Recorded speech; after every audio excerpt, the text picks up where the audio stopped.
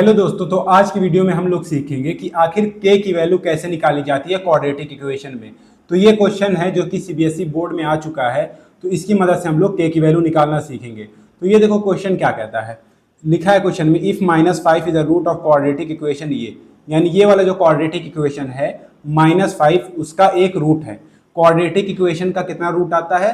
2 आता है, लेकिन एक तुमको दिया हुआ है क्वाड्रेटिक इक्वेशन का रूट। ओके, और एंड द क्वाड्रेटिक इक्वेशन, यानी ये जो क्वाड्रेटिक इक्वेशन तुमको दी हुई है हैज़ इक्वल रूट्स, यानी कि ये जो क्वाड्रेटिक इक्वेशन है उसके जो रूट्स आएंगे वो दोनों क्या होंगे? आपस में इक्वल आएंगे। तो इससे हमको क्या मालूम चलता है कि जो हमारी डी की वैल्यू होगी, यानी जो डिस्क्रिमिनेंट होगा वो क्या होगा? 0 होगा, और हमको के की वैल्यू निकालनी है। अब तुम यहाँ पे देखना, पी यहाँ पे भी है और पी यहाँ पे भी है, तो के की वैल्यू निकालने से पहले हम लोगों को पी की वैल्यू निकालनी पड़ेगी, तभी ना ये क्वाड्रेटिक इक्वेशन बनेगा। तो p की वैल्यू कैसे निकलेगी? यहाँ से निकलेगी, क्योंकि -5 हमको एक बार x की वैल्यू दे रखा है, तो यहाँ से हम लोगों को p की वैल्यू आराम से निकल जाएगी।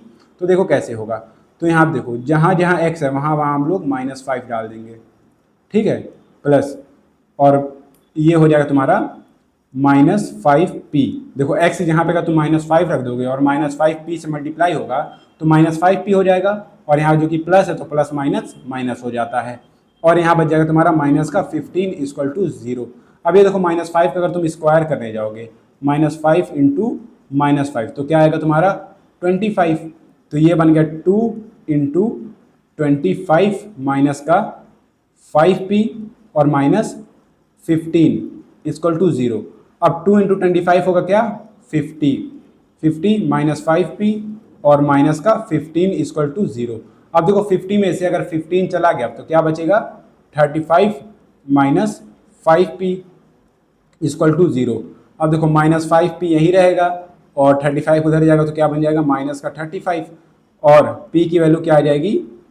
माइनस का 35 और नीचे माइनस का 5, माइनस माइनस कैंसिल और 5 7 = 35, तो p की वैल्यू क्या आ गई तुम्हारी?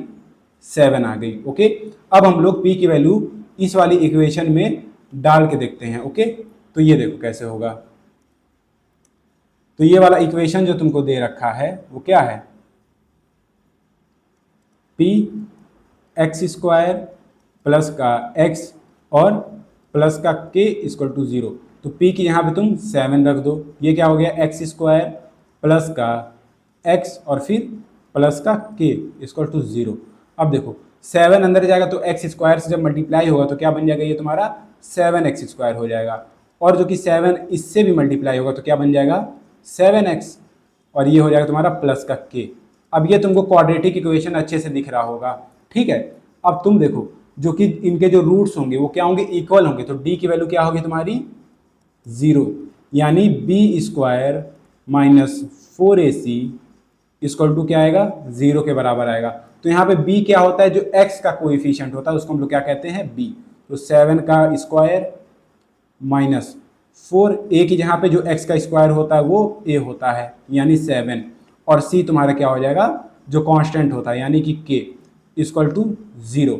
अब देखो 7 का स्क्वायर करोगे तो क्या आएगा? 49 आ जाएगा। अब -4 और इंटू 7 मल्टीप्लाई होगा तो क्या होगा? माइनस का 28 होगा, और यहाँ पे k रहेगा = 0। अब तुमको यहाँ से k की वैल्यू आराम से मिल जाएगी, ठीक है। तो यहाँ देखो माइनस का 28 के यहीं रह जाएगा, 49 उधर जाएगा तो क्या हो जाएगा? माइनस का 49 हो जाएगा, तो k की वैल्यू क्या आ जाएगी? -49, और नीचे क्या आएगा तुम्हारा? माइनस का 28 हो जाएगा, ठीक। अब ये देखो माइनस माइनस कैंसिल, और ये दोनों 7 के टेबल में जा रहे हैं, तो 7 7 = 49 और 7 4 = 28। ओके, तो k की वैल्यू तुम्हारी क्या आ गई? 7/4। तो ये रहा तुम्हारा आंसर, ठीक। आज के लिए बस इतना ही, अब हम लोग मिलते हैं नेक्स्ट वीडियो में।